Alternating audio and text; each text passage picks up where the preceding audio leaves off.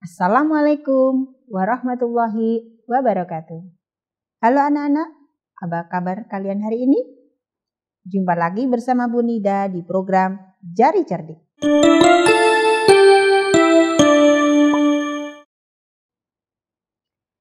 Pada kesempatan kali ini kita akan belajar tema 7, subtema 4, pembelajaran 3 dan 4, yaitu berkunjung ke tempat wisata juga, seperti pembelajaran sebelumnya.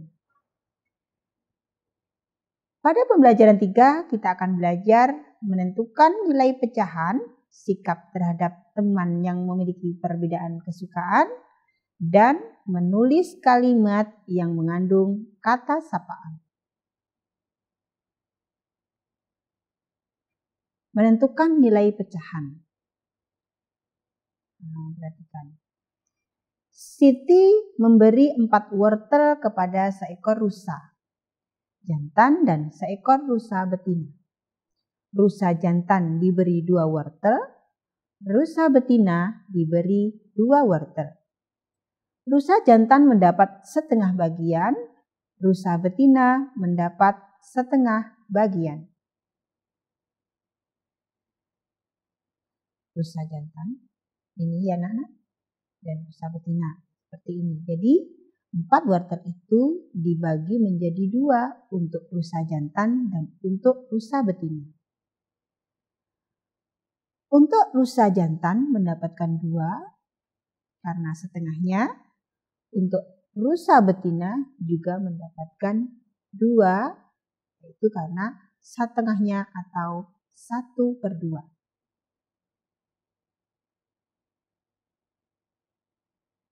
Setengah bagian dari 4 adalah 2. Untuk lebih memahaminya, perhatikan contoh berikut ini. Ada satu bagian bangun segi 4. Ini jika dibagi 2 bagian menjadi 2 ya, itu satu bagian diarsir, satu bagiannya tidak diarsir. Jadi satu bagian itu dilambangkan dengan 1/2 atau setengah. Seperti gambar yang ada di sini. Selanjutnya kita akan belajar bagaimana sikap terhadap teman yang memiliki perbedaan kesukaan. Nah, kalian harus tetap saling menghormati, tetap berteman bersama, tetap tidak mengejeknya, dan saling membantu. Karena kita tidak boleh memaksakan kesukaan kita kepada orang lain. Hal ini agar kita tetap hidup rukun bersama teman walaupun berbeda kesukaan. Pada pembelajaran sebelumnya, Ibu sudah menerangkan tentang kata sapaan. Pasti kalian sudah paham. Nah, sekarang Bu Guru akan menerangkan kembali apa itu kata sapaan. Kata sapaan adalah kata yang dipakai untuk menyapa seseorang, baik secara lisan maupun tertulis. Adapun aturan penulisan kata sapaan yaitu sebagai berikut ini. Yang pertama, huruf awal pada kata sapaan ditulis dengan huruf kapital. Contoh, Pak. Pak, kami berangkat ke sekolah. Bila diikuti nama diri, sapaan dapat disingkat. Contohnya, silakan duduk di kursi ini, Ibu Siti. Kata Siti adalah kata sapaan. Berikutnya, bentuk sapaan singkat dapat dipakai jika tidak disertai nama diri. Contohnya, apa penyakit yang dideritanya, Dek? Apa penyakit yang dideritanya, Dok? Kata dok adalah kata sapaan.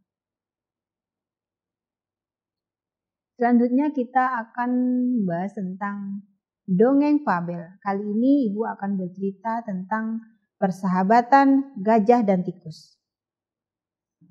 Ini adalah 2 ekor binatang yang sedang bercakap-cakap. Persahabatan gajah dan tikus. Bunga ini sangat harum, Tuan.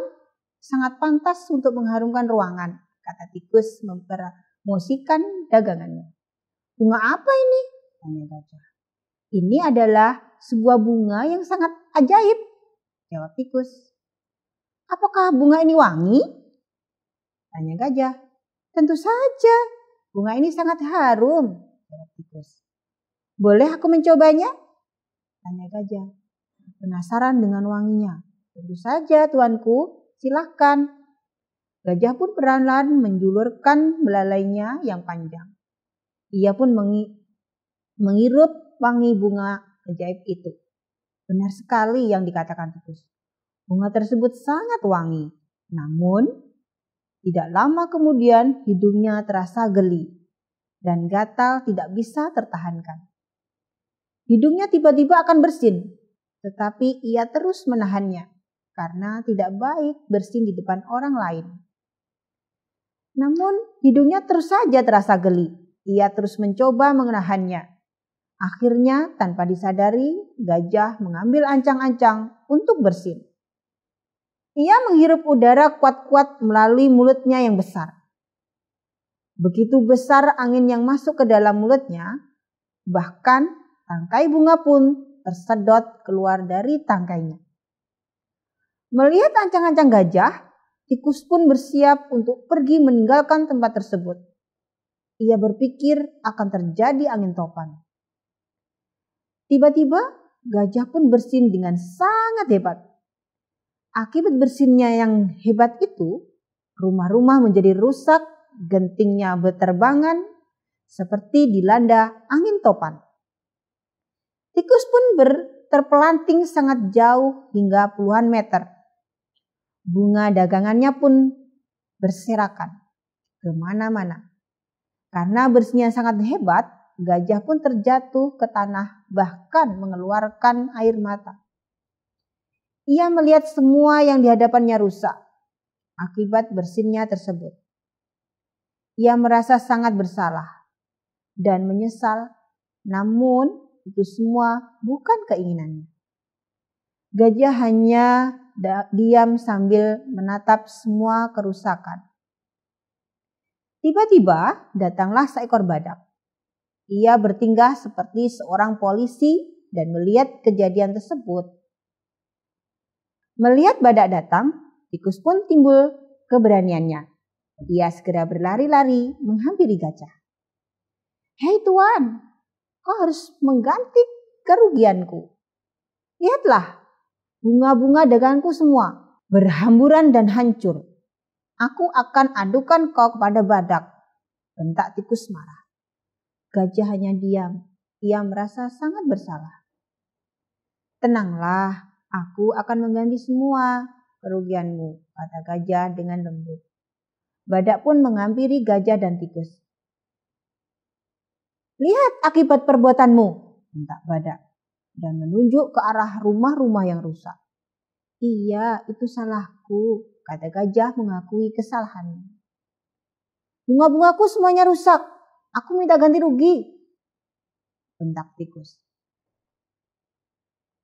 Sebenarnya gajah sangat marah kepada tikus karena bunga yang ia jual akibatnya malah kacau.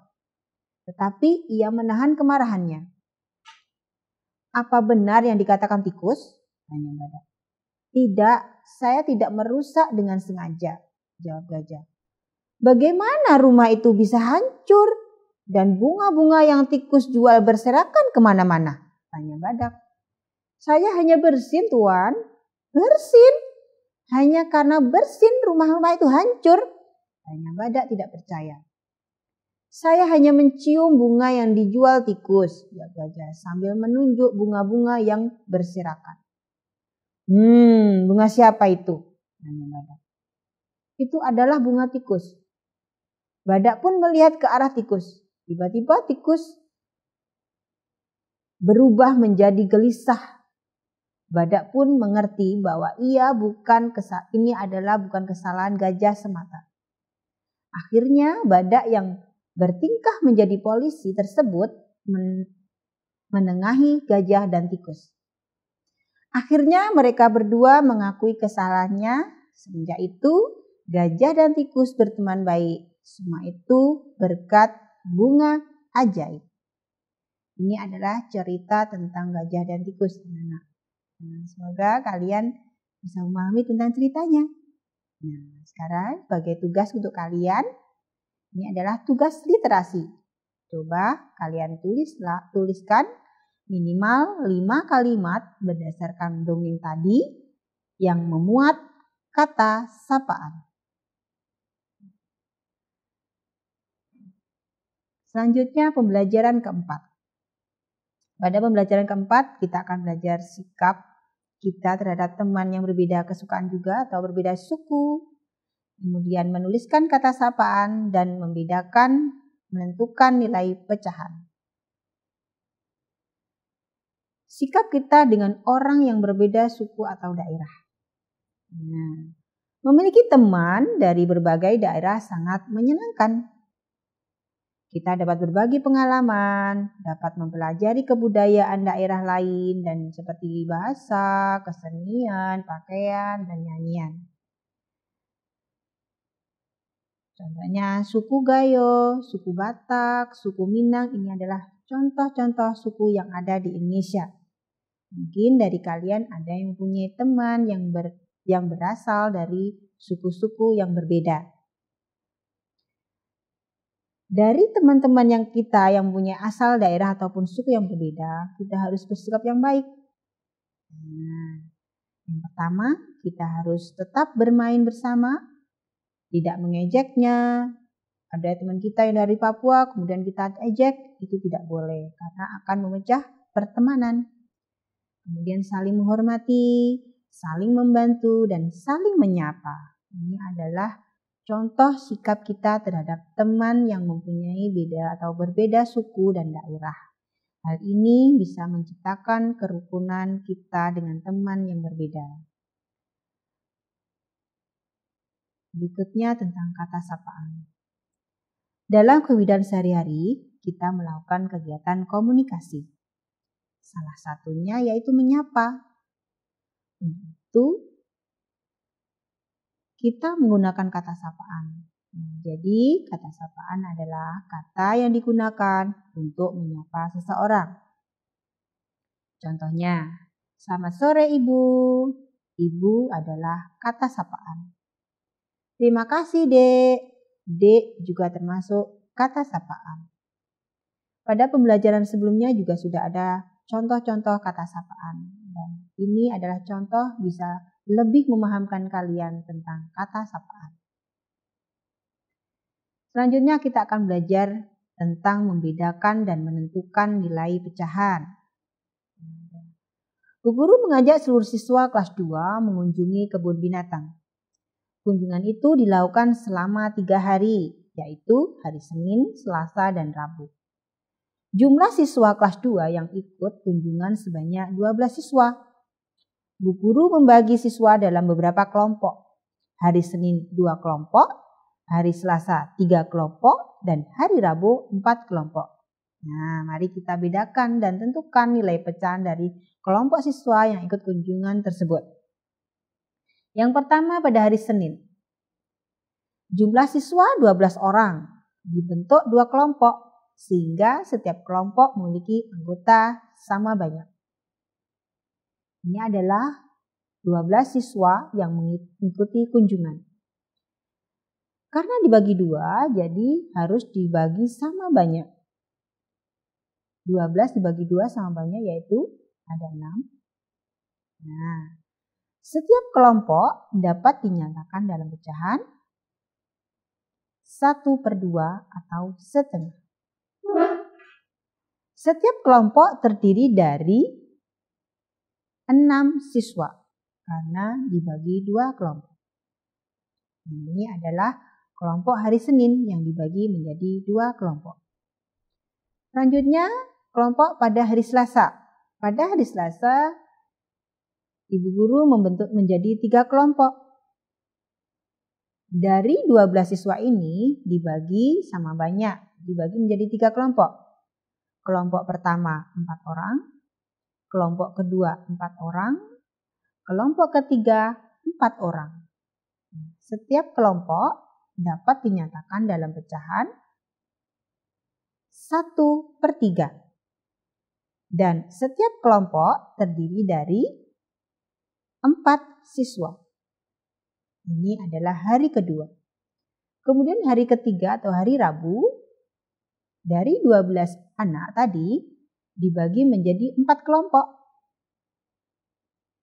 Kelompok 1 berjumlah 3 orang, kelompok 2 3 orang, kelompok ketiga 3 orang, dan kelompok keempat 3 orang. Jadi setiap kelompok dapat dinyamakan dengan pecahan 1/4. Setiap kelompok terdiri dari 3 siswa. Mudah bukan? Alhamdulillah pembelajaran 3 dan 4 pada hari ini telah usai. Ibu harap kalian lebih memahami tentang mata pelajaran ini. Billahi taufiq wal hidayah. Wassalamualaikum warahmatullahi wabarakatuh.